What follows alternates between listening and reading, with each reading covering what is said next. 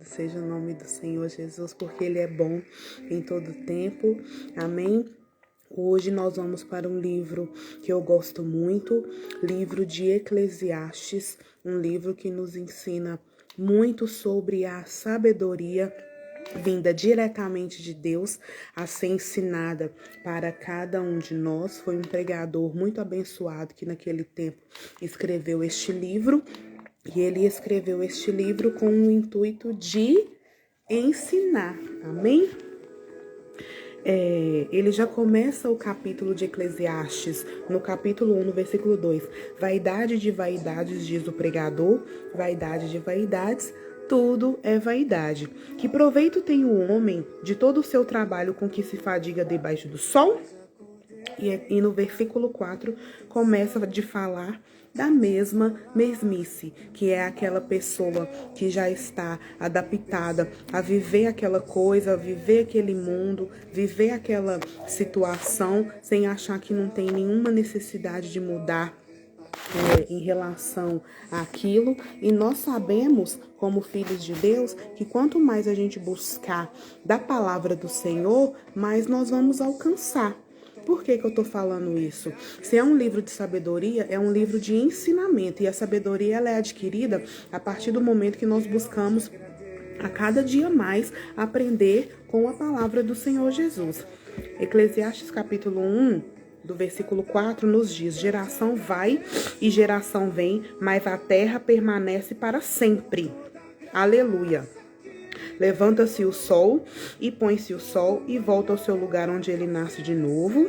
E no versículo 10 diz: há alguma coisa de que se possa dizer, vê isto é novo? Não, já foi nos séculos que foram antes de nós. Então aqui continua falando sobre a mesmice, que tudo já foi feito, que nada mais vai ser feito, que tudo foi feito em Deus, através de Deus. E o livro de Eclesiastes é um livro para falar uma filosofia a respeito de se viver uma vida de vaidade, pensando somente nos seus prazeres, ao invés de pensar no que o Senhor Deus quer para as nossas vidas. Fala de procurar a Deus, de estar focado somente no que o Senhor deseja e ter o domínio próprio. Que o domínio próprio é entender que não é para fazer as nossas vontades e sim a vontade do nosso Pai.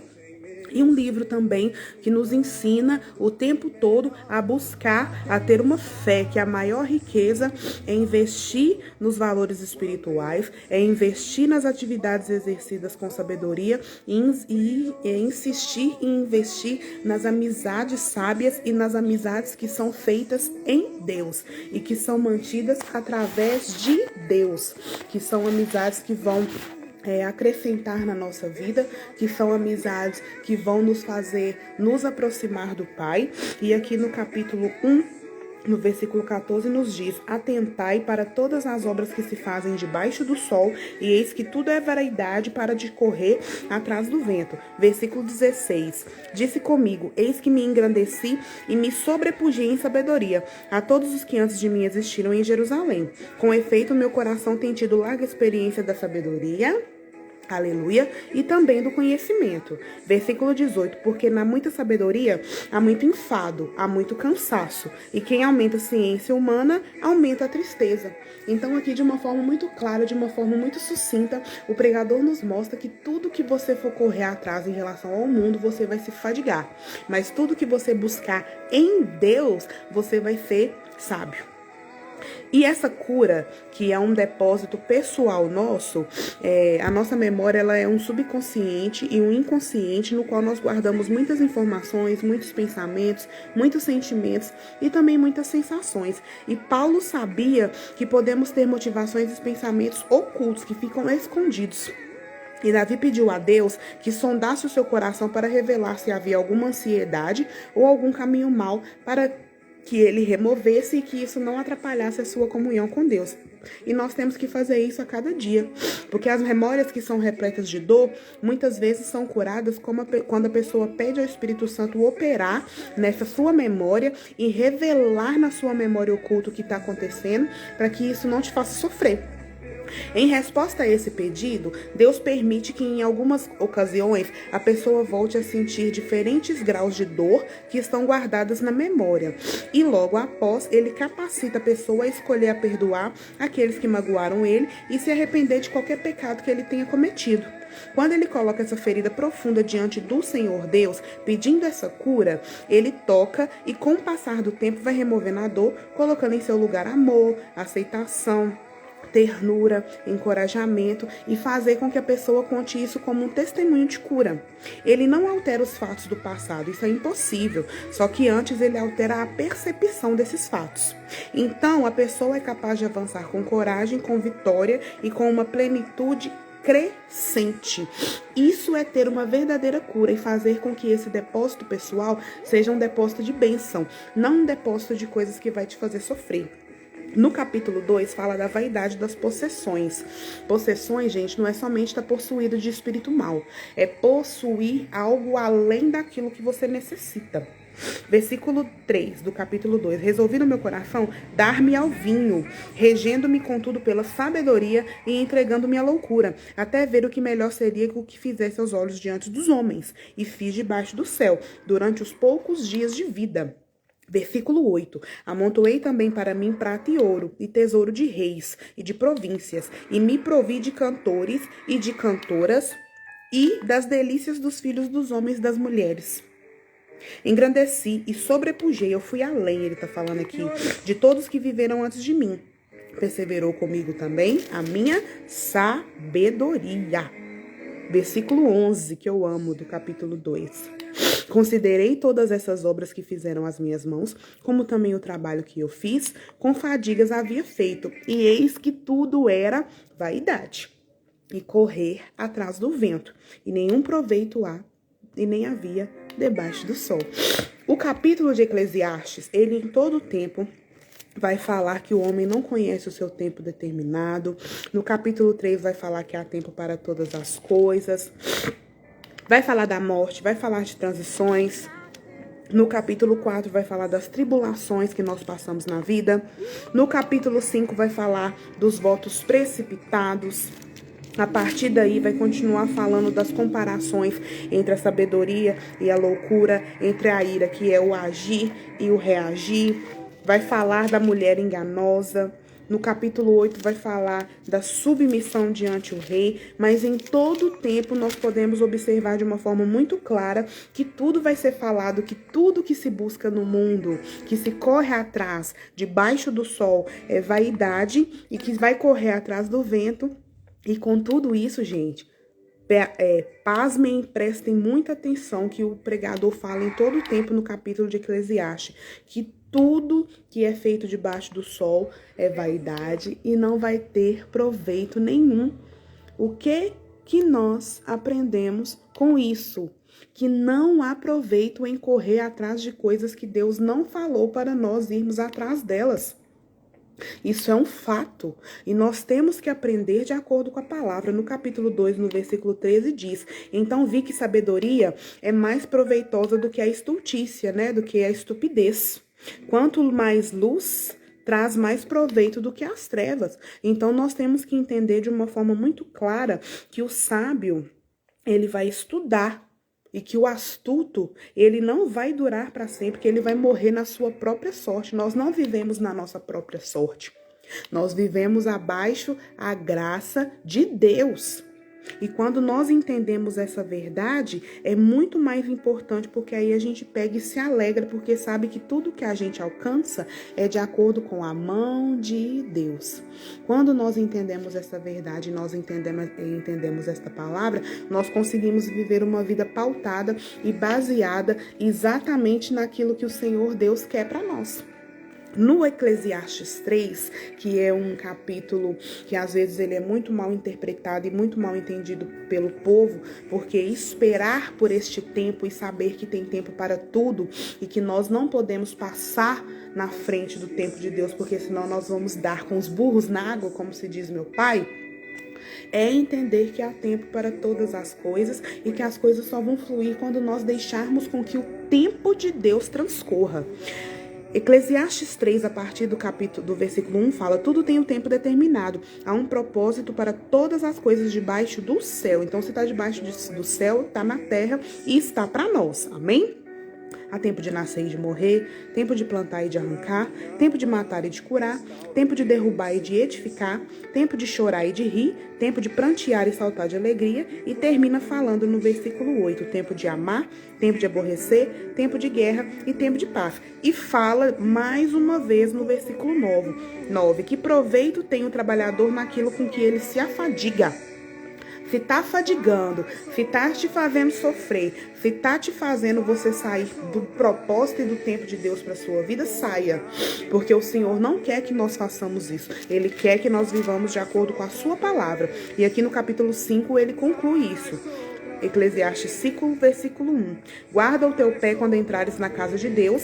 Chegar-se para ouvir é melhor do que oferecer sacrifício de tolo, pois não sabem que fazem mal. Esse sacrifício de tolo é você fazer um sacrifício e no seu coração ou na sua mente você não concordar ou ficar fazendo as más práticas. Isso é o sacrifício de tolo. Igual nós sabemos que Jesus nos libertou, que o véu foi rasgado, então nós temos livre acesso. Mas antigamente, naquele tempo, o pessoal não tinha acesso, só o sumo sacerdote que entrava no Santo dos Santos. E todos os anos eles tinham que sacrificar um animal perfeito para tirar aquele sangue e oferecer como uma purificação de pecados. E a pessoa que fazia isso e vivia nas mesmas práticas é um sacrifício de tolo. É igual nos dias atuais, por exemplo, na hora da Santa Ceia, que é para os cristãos batizados, você tomar a sua Santa Ceia sem perdoar, você tomar a sua Santa Ceia com algum sentimento mau no seu coração. Isso é sacrifício de tolo. É você prometer algo para o Senhor que você vai fazer e você não conseguir fazer. Ou então você deixar de comer algo, querendo algo, achando que é uma barganha com o Senhor, e o Senhor não trabalha dessa forma. O livro de Eclesiastes é para nos ensinar que nós temos que entender que o tempo todo as coisas debaixo do céu, que é aqui na terra, não é para nós ficar correndo atrás, é para fazer como Eclesiastes 3, de confiar no tempo de Deus, que há tempo para todas as coisas, e o tempo de Deus ele é perfeito, o cronos dele é diferente do nosso. E o cronos dele é com um amor ágape, é com um amor que vai restaurar, é com um amor que vai trazer tudo no seu devido lugar, e que nós possamos ter essa sabedoria, esse discernimento de não agir em ira, de entender que a providência do Senhor vai vir para aquele que espera, e entender que esse livro é para nos ensinar que nós temos que agir de uma forma muito sábia. No capítulo 11, por exemplo, no versículo 4, fala assim: doce é a luz e agradável aos olhos ver o sol. Ainda que o homem viva por muitos anos, ele se regozija em todos eles. Contudo, ele deve se lembrar que vai ter dias de treva, porque são muitos dias. Tudo quanto sucede disso é vaidade. E eu amo que aqui no versículo 9 fala da mocidade. Alegra-te, jovem, na tua juventude, e recreia o seu coração nos dias da tua mocidade. Anda pelos caminhos que satisfazem ao teu coração e agrada aos teus olhos. Saibas, porém, que de todas estas coisas Deus vai te pedir contas. Afasta, pois, do teu coração o desgosto e remove da tua carne a dor, porque a juventude e a primavera da vida são vaidade. Então, é um versículo muito autoexplicativo, que você pode até fazer as coisas que você deseja, mas você vai estar vivendo na carne e vai prestar contas disso. E no capítulo 12 fala da velhice. Versículo 1. Lembra-te do teu Criador nos dias da tua mocidade, antes que venham os dias maus e chega os anos para ti, dos quais tu dirás: não tenho para ver. E no versículo 7 fala: o pó volta à terra, como era o espírito que volta para Deus que o deu. E termina o capítulo 12 no versículo 14 assim: porque Deus há de trazer a juízo todas as obras, até as que estão escondidas, sejam boas ou sejam más. Então o livro de Eclesiastes ele é um livro muito abençoado, um livro realmente de muita sabedoria, que nos ensina o tempo todo que nós temos que agir em sabedoria, que nós temos que agir, que há tempo para todas as coisas, que nós temos que entender que é melhor andar no cronos de Deus, é melhor andarmos no tempo de Deus, que é melhor nós estarmos alicerçados naquilo que ensinou e não andar focados somente na vaidade dos dias maus ou achando que nós podemos fazer alguma coisa sem Cristo, porque nós não podemos, e lembrar que tanto na velhice, tanto na juventude, nós vamos prestar contas. E é melhor investir o nosso tempo na presença do Senhor e fazendo exatamente aquilo que Ele nos ensinou através da palavra. Através de renúncia, através de uma vida de consagração, através de uma vida de intensidade, de intencionalidade, porque viver uma vida baseada e pautada na palavra é isso. É você saber que você tem um Deus, que você tem um Criador, que Ele enviou Jesus por ti. E olha que aqui ainda não era no Antigo Testamento. Eles viviam sendo ensinados na palavra de acordo com o que Deus havia ensinado. Então aqui em todo tempo está ensinando a agir conforme a vontade de Deus, conforme aquilo que Ele ensina. E que nós possamos viver assim todos os dias da nossa vida. Sabendo que nós temos um Pai, sabendo que nós temos um Deus e que Ele providencia todas as coisas para nós em amor, a partir do momento que nós vivemos em temor e em sabedoria e sabendo que há tempo para todas as coisas, amém? Sejam abençoados na prática dessa palavra, compartilhe, fale sobre essa palavra, tenha tempo com Deus, invista na palavra, invista na oração e invista no tempo com Deus. Sabe por quê? O livro de Eclesiastes, quando ele nos ensina que nós agimos em sabedoria e que quando nós estamos alicerçados na palavra, que a nossa identidade está em Cristo Jesus, que está em Deus, e que nós aprendemos a ser filhos, que realmente entendemos que nós somos filhos que de fato honra o Pai através da palavra, nós entendemos que nós temos esse discernimento, nós entendemos que nós temos uma instrução, nós temos um Pai que deixou as instruções através da palavra do Senhor Jesus, através dos discípulos, como nós estamos agora no Antigo Testamento. Nós sabemos que tinham homens que eram inspirados através da palavra de Deus e que por eles serem inspirados pela palavra de Deus, eles ensinavam através da Bíblia. Eles registravam tudo o que acontecia, tudo que o Senhor Deus falava para eles, e era tudo registrado para que posteriormente quem viesse depois que o Senhor Deus já falava que viriam os profetas, que viriam os apóstolos, que viriam os discípulos, que viria o Messias, que viria Jesus. Então ele foi nos ensinando através da palavra dele que viria, que teria alguém posterior a ele. Então, que nós possamos nos alicerçar nessa palavra, nos edificar na prática dessa palavra e entender que no livro de Eclesiastes, viver em sabedoria, viver o tempo cronos de Deus, viver sem ira, viver sem vaidade, e entender que tudo que se busca aqui nessa terra é vaidade, e entender que vale a pena servir a Deus, confiar na sua palavra e estar alicerçado nessa palavra é o que vale realmente a pena. E viver uma vida muito intencional, uma vida muito correta de acordo com a palavra.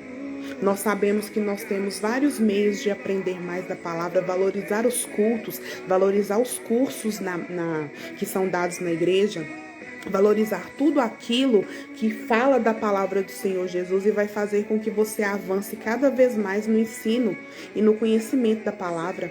Tem um versículo que eu gosto muito que fala: conheçamos e prossigamos em conhecer o Evangelho. E é assim que nós temos que viver, porque também lá no Novo Testamento nos fala: ide pregar o Evangelho a toda criatura. Esse ide ele deixou para nós. Por isso que através da palavra, desde o Antigo Testamento já estava sendo ensinado por Deus e pelos profetas, para no Novo Testamento chegar a Jesus, chegar aos discípulos, chegar aos apóstolos, e essa palavra continuar sendo propagada para todo aquele que crê. Porque nós não podemos pegar esta palavra de sabedoria, por exemplo, como o livro de Eclesiastes, e ficar com ela somente para nós. Nós temos que aprender e levar para as pessoas esse amor, para que elas também sejam alcançadas e mostrar que vale a pena cultuar, que vale a pena participar de cursos de ensinamento da palavra e ser uma pessoa que a cada dia mais busca estar alicerçado nessa palavra que é viva e eficaz. Amém? Que Deus nos abençoe em Cristo Jesus.